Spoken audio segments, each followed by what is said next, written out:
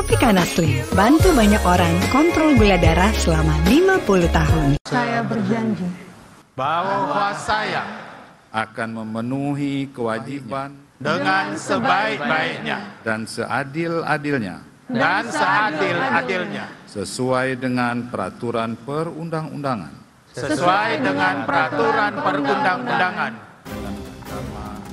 580 anggota DPR RI resmi dilantik kemarin.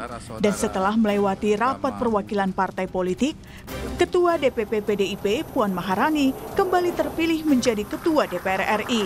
Di pidato pertamanya, Puan berjanji menjadikan DPR terbuka pada masukan dan kritik dari masyarakat.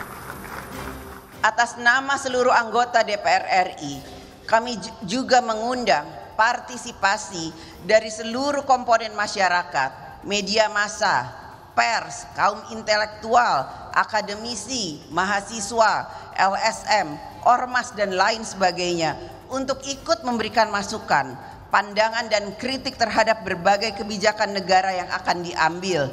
Berikanlah pandangan, saran, dan kritik yang ikut mencerdaskan kehidupan bangsa.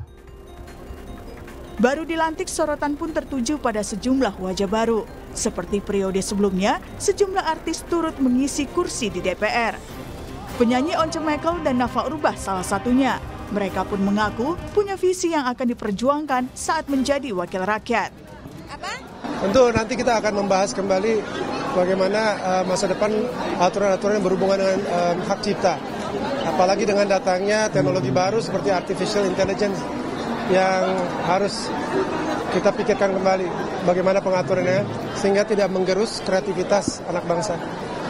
Isu yang akan jadi fokus perhatian aku tuh kebanyakan adalah di pendidikan, kebudayaan, dan pariwisata. Karena selama ini kan beberapa diskusi-diskusi yang memang kita bahas itu isu soal pendidikan, di mana pendidikan kita kan sempat carut-marut, ya bukan sempat lagi sih, memang carut-marut sekali. Jadi isu pertama yang aku benar-benar concern nanti pendidikan.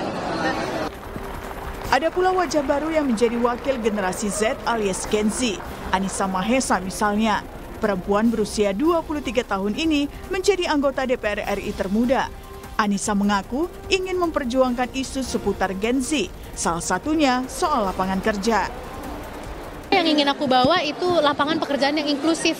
Karena tiap aku turun ke dapil, generasi muda seangkatan aku tuh pasti bilang, Teh Anissa ini gimana kita dapat kerja? Nah kalau di Banten, aku nggak tahu dapil lain ya, kalau di Banten mau dapat kerja itu mesti bayar dulu 1 juta. Ya itu kan harus kita suarakan, kasihan mereka mau dapat kerja nombok keluar modal dulu, ibarat kata kan gitu.